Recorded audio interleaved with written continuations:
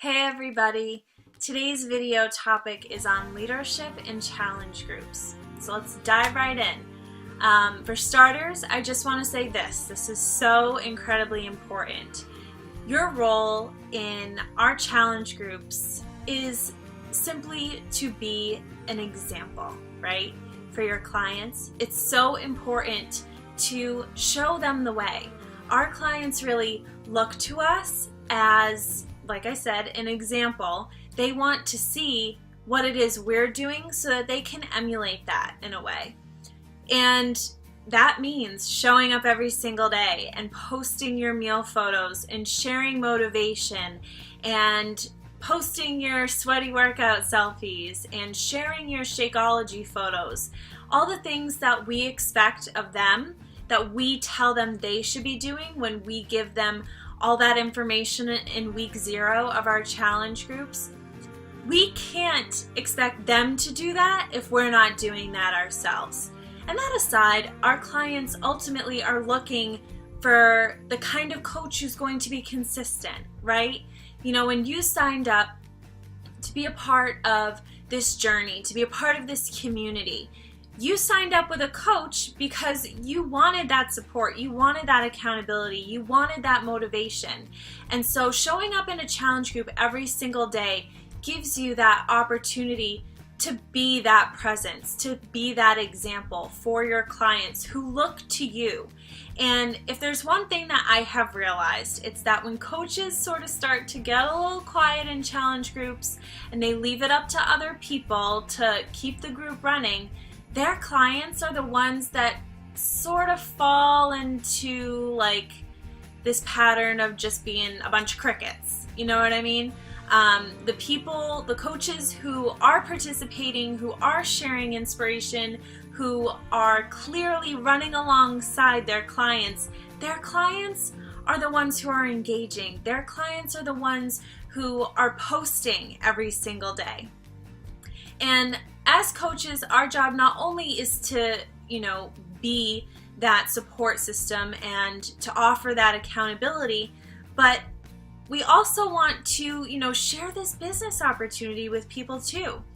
And the thing is, being a strong presence in a challenge group, like I said, it allows you to be an example for your people, and if your people are following that example, it opens up a conversation for you, towards the end of our challenge group, where you can say something like, hey, you have been doing such an amazing job in our challenge group, holding yourself accountable and motivating other people, and I feel like you'd be so amazing at this coaching opportunity. Have you ever given it a thought? Like, is it something that might interest you? Do you want to learn more about it?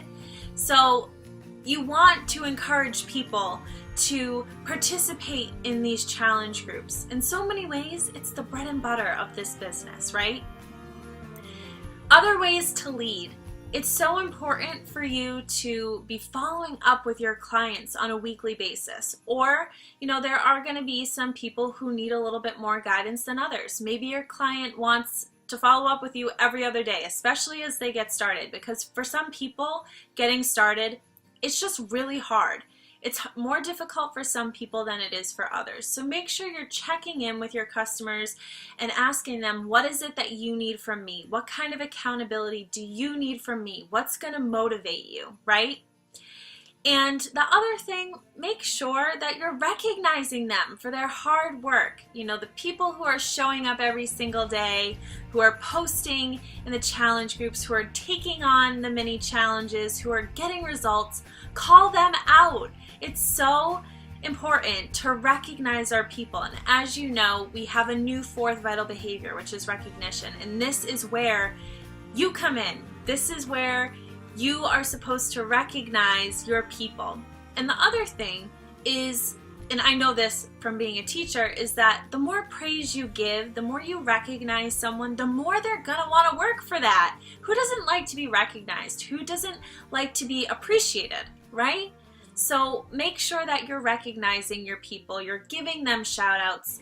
And similarly, if you add a group of people or a person to our challenge group, partway through our challenge, because sometimes that happens, make sure that you post a welcoming invite to them in our challenge group so that we all have the opportunity to welcome that person and make them actually feel welcome. It's not always easy, getting started a little late in the game, and recognizing that person and allowing us to welcome them appropriately is super important.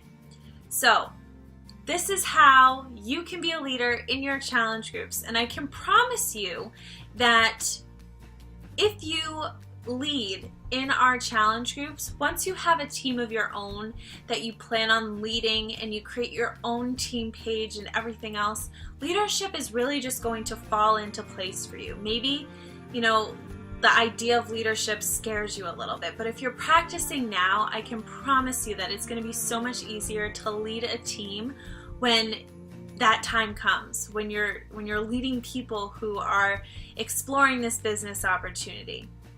So if you have any questions on your role in our challenge groups and how you can lead in challenge groups, please make sure that you comment below and ask.